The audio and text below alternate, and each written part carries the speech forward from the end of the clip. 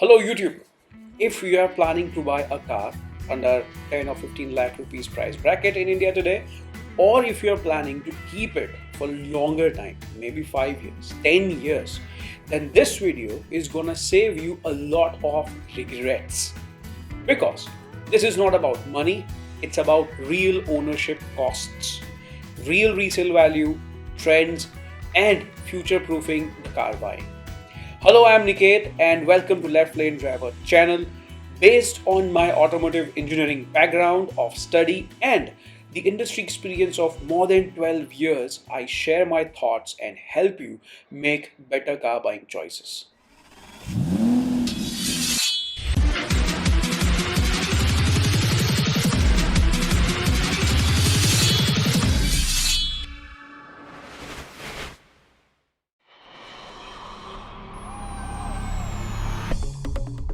So let's understand why is it important for you to understand that keeping a car for shorter period of time versus longer period of time.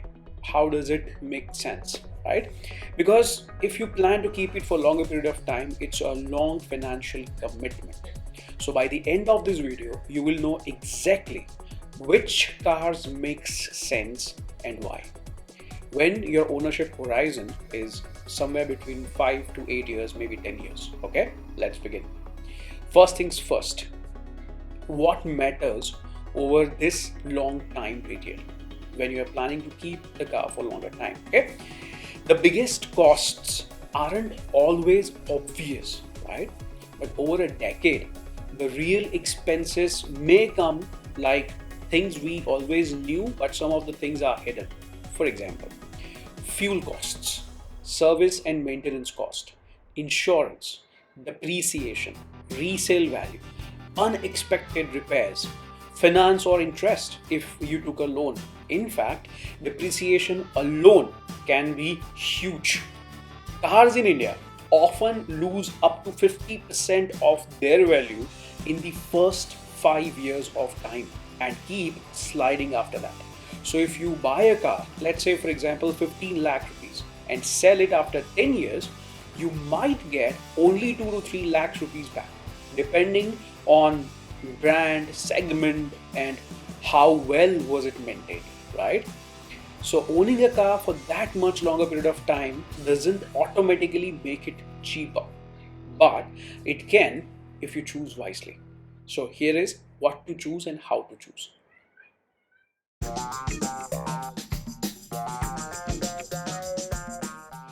Let's break down the ownership of a typical car. Let's take an example. Let's say you buy a car which is petrol, somewhere around 14 lakh rupees, okay? And here is what you could realistically be spending over 10 period of time. Let's consider first fuel cost. If you drive 15,000 kilometers per year and a car in turn giving you a 14 kmpl mileage, 105 rupees per liter petrol. So that's going to be your fuel cost of 1 lakh rupees per year, and that's 10 lakhs over 10 years. Second, insurance, annual comprehensive insurance. Yeah, it might be somewhere around 20,000 to 35,000 for mid-segment cars. So if you multiply that for 10 years, we are looking at somewhere between 2 to 3.5 lakh rupees just for insurance. Here comes another part. It asks for maintenance, right? Service and maintenance cost. So routine service, consumables like brake pads and stuff, suspension and all. Approximately you are looking at 15 to 25,000 rupees per year, and that in turn is 1.5 to 2.5 lakh rupees over a decade. Here comes the major part, the depreciation.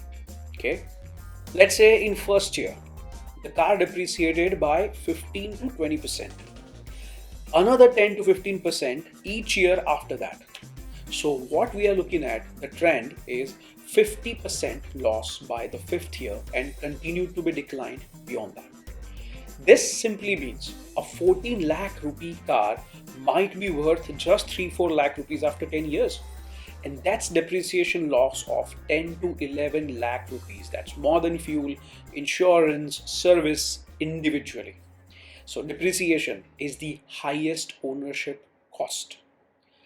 How can you reduce that? I'll talk about that in a minute in this video. Now let's talk about some real world hidden costs which might not be there into your consideration. Okay, people often forget hidden costs like tire replacement. That's 25 to 40,000 rupees every 40 to 50,000 kilometers. Battery, 5 to 10,000 rupees every 3 to 4 kilometers. Sorry, 3 to 4 years. Parking charges in metros, 2,000 to 4,000 rupees per month, including FASTag, tolls, PUC, minor repair. Here comes major repairs, maybe accident related bills. The insurance, it just simply adds up into your ownership cost, making it much higher.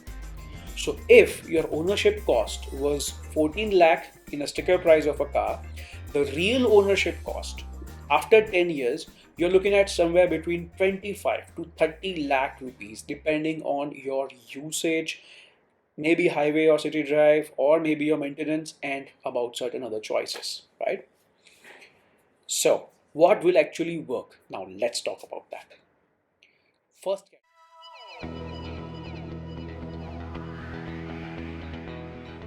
first category or maybe first topic would be the reliability, right? What brand should you go for? So go for reliable brands. They have strong track records, robust after sales. For example, Toyota, known for its slow depreciation, strong resale, right? You know, a car named Fortuner. Even today in 2026, it does not come with features like sunroof or wireless Apple CarPlay for that matter. But that car can outlast the same technology easily, and you and I both know that. Second example would be a mass market, widely present car brand like Maruti Suzuki. Why it helps you? Wide service network. You go anywhere, you can ensure that your car can be taken care. A brand like Hyundai, good balance of service and parts. Maybe you can consider a brand like Tata, strong in safety, rising market share, etc. But why these brands matter?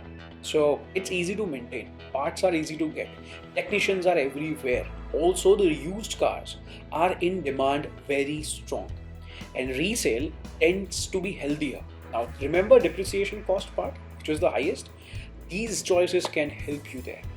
Second important part is the body shape or maybe the type of car that you choose. Let's talk about that. So when it comes to body shape, as we know, India is obsessed with SUVs, right? And currently the trend says that SUVs have the best value retention. So maybe, as we can say, SUVs are dominating Indian car buying and it accounts for probably 60% of overall sales. So compact SUV hold better value than sedans after 5 to 7 years of time, yeah? And the demand remains strong in used market also. For example, Tata Punch recently crossed 6 lakh units of production in record time, right? And that remains extremely popular.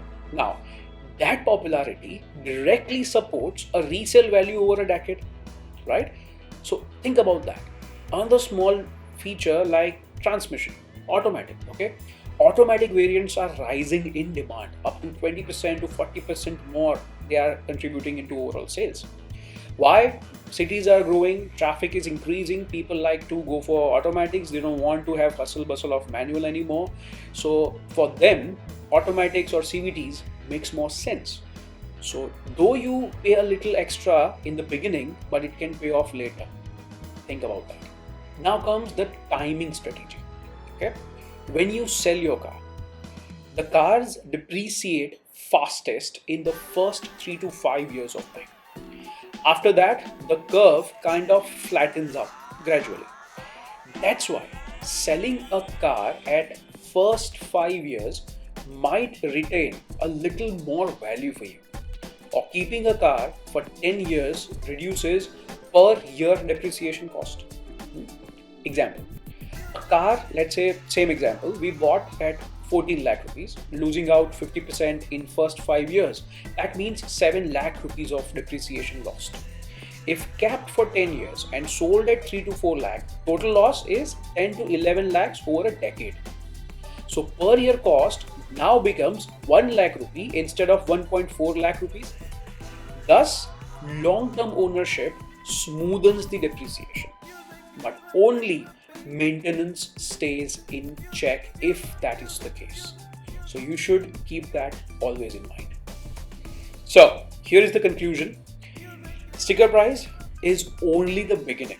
Okay, ask yourself about all these points.